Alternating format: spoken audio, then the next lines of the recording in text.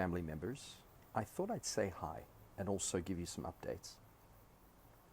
So a lot has been happening, and as I stand outside here in the sun, in the beautiful golden sun, and contemplate my day, or the rest of my day, there's always so much going on. I thought this is probably a good opportunity to sort of give you an idea of what we're doing. So we've been working on events, one event after another, and they're very pleasurable, fantastic to work with, and we're always getting incredibly good organizational tips on how to get them bigger and better and more efficient, etc. Right? So they really are fun to do. They come with associated challenges. Let me just leave it at that. But they are really worth doing. I thought it would be absolutely fantastic to internationalize what we're doing. We've started to expand in the state. So our first few have been inside of Perth, and now we're going country. So we're actually have a very big one planned for the country.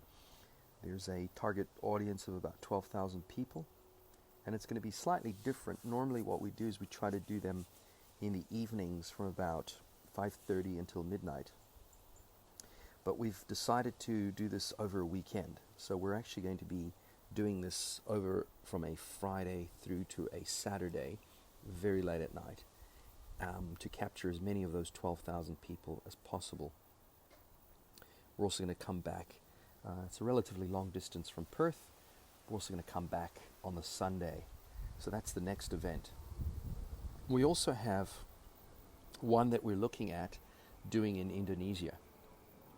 Indonesia is a very interesting target for a lot of reasons. One is because some of the organizers alongside me are Indonesian, and it's an area that has definitely captured our attention and our imagination. It's relatively close to Western Australia, so for us to be able to get on a plane, get there and get back seems like a really possibly good option. We also have a network of about 60 people with over 100 churches that are very keen on this event and seem to be very interested in getting involved and planning it alongside us. So whether that will materialize or not is another story. As I've discovered, this is a very interesting situation, because some years ago, about a decade or so ago, I used to know Phil Baker very, very well from Riverview Church.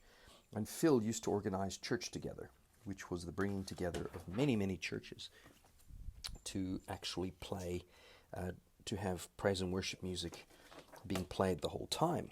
And it was a fantastic event. It was absolutely an amazing event.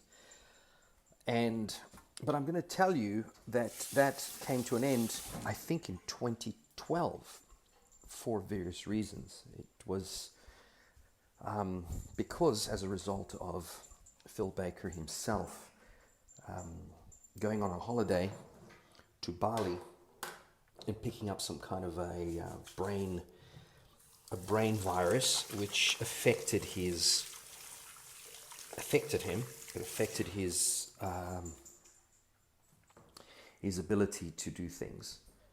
He got subsequently a tumor, and it became very, very difficult for him to continue doing this event. Now, we got very excited about the possibility of really exploring this idea of churches together. And we now are in this place where we are trying to bring many, many organizations together to actually get this done. So we're excited. We're very excited. We have an Indonesian one, as I said, lined up. What's quite exciting about it is that the church that we belong to, Kingdom City, which I sent you a link to today, as you can see, they've been expanding massively. They're now in 12 countries, including South Africa. And I serve in that church, and we're very, very actively involved in lots of things. So there's a lot of programs that are going on which we're quite involved in. So we're anything to save, to get people saved and have souls come to know Christ and get saved. That's become like the main mission. So we are looking at international countries. We are looking at other options. And obviously over the next couple of years, I don't know how long we have. I really don't. I think we're, we're seeing all kinds of things happening, which is proving that we really genuinely are in the end times. And I was telling somebody yesterday, and he was blissfully unaware of the whole thing because he's quite a young guy, and he didn't realize that, what we are observing in the world has never been like this before. He kind of assumed, well, this kind of thing happens. I'm like, no, trust me. If you've been around for a while, you'll see that this is a whole new chapter in the way that the world is going. So we are definitely looking at other countries. We're trying to see if we can expand this event because it's an amazing event. For those, if you haven't seen the movie yet, Soldiers of the Kingdom, I think see it. Once you've seen it, you will exactly realize why it's so special. It really is special on so many levels, and I really believe it's because God shows up. He really appears at the event, and we see things happen that are miraculous. We see amazing things happen. We're also starting to feel that the events, locations, the sites that we've been using are getting smaller and smaller. Because throughout the night, it starts off with, maybe 200 or 300 people arriving, 100, 200 people arriving, and through the night it just becomes massive. So from most of the events have started around 2 o'clock in the afternoon, go on until about midnight, and over the course of that period of time, there are, I don't know, hundreds to thousands of people that sort of come in at any time, and it's really very, very, very special.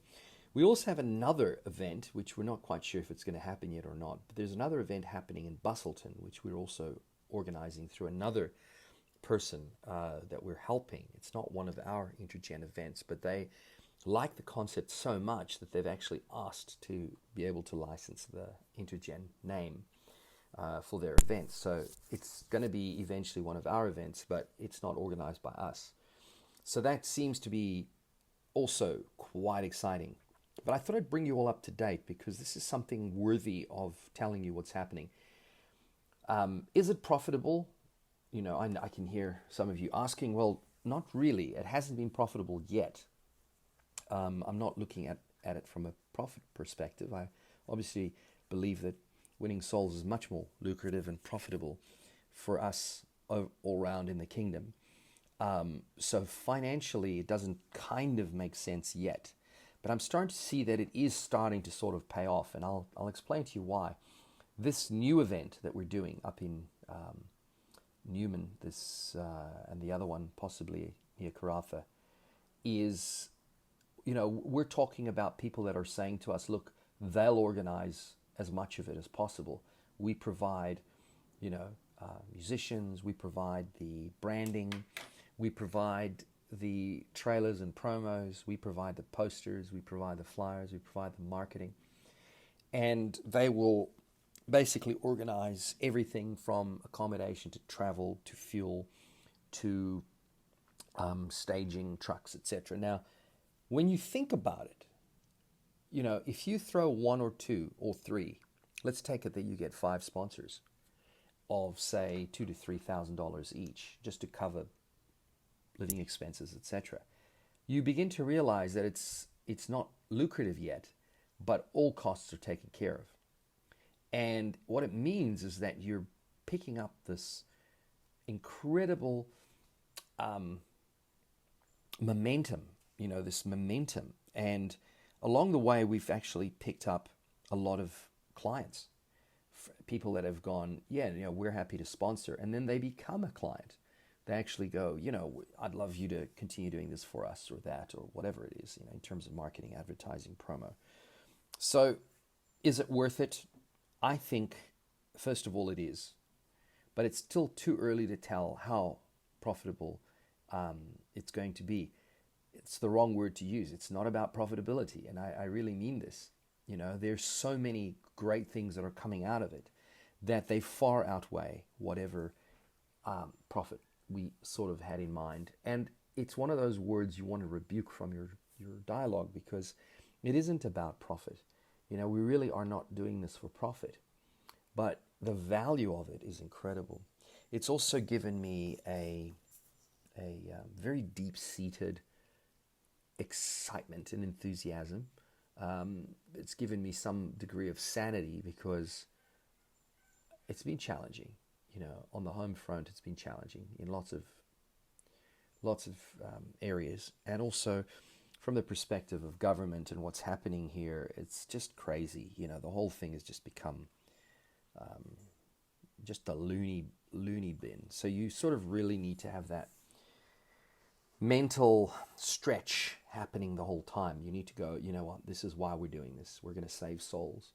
The more souls we save, the more people come into the knowledge of Christ, the more people will be raptured, the more people will be pulled out of here, and the world, as I said, will go through a 7-year tribulation period where God will win more souls, and many, many more will be won, and there'll be great revivals, greater than we possibly imagine. But let's do whatever we can right now. And I'm going about this scripturally, right? I'm just thinking scripturally. This is all scriptural. Everything that I've just said is scriptural. And I keep saying that because those who are in the know, and those who don't know, say no. So we definitely are talking scripturally here. This is very valuable. These last days, months, years, I don't know how long that we're here on earth, are vital. This is when we do what we have to do.